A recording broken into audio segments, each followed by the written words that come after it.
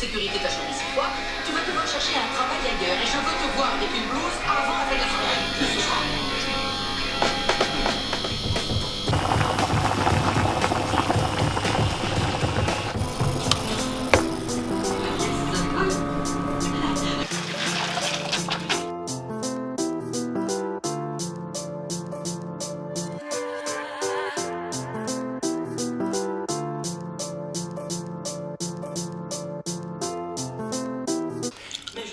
Alors là, je pensais pas qu'on la viendrait venir celle-là, mais vous voyez un petit peu le changement de qualité.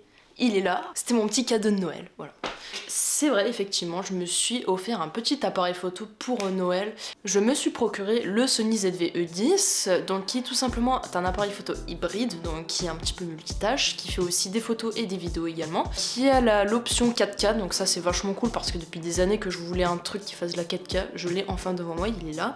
Donc c'est un hybride spécial pour les vlogs, c'est-à-dire que c'est pratique pour faire des vlogs quand vous êtes en déplacement, donc ce qui fait qu'en fait, alors là je pourrais pas vous le montrer mais vous verrez dans d'autres vidéos, en fait il est assez petit, il est pas très gros comparé à mon ancien appareil photo qui était complètement éclaté. Il y a plusieurs fonctions automatiques comme l'autofocus, bon là je pense que là vous voyez très bien, il est vachement bien activé comme vous pouvez le voir.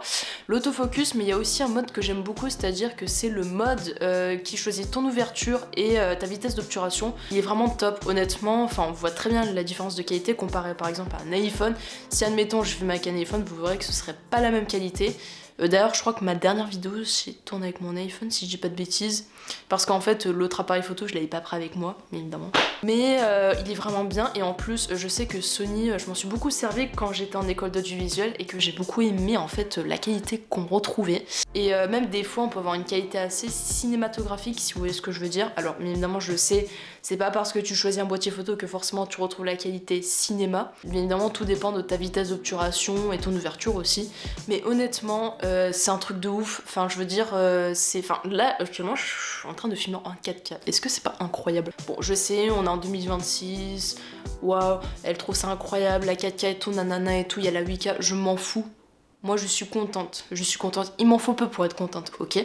J'aurais beaucoup d'idées vis-à-vis de cet appareil photo, j'aurais beaucoup d'opportunités grâce à ça, mais que ce soit pour le perso et pour le pro, je tiens à vous dire que du gros se prépare, et moi je vous dis à une prochaine pour une nouvelle vidéo, et peace!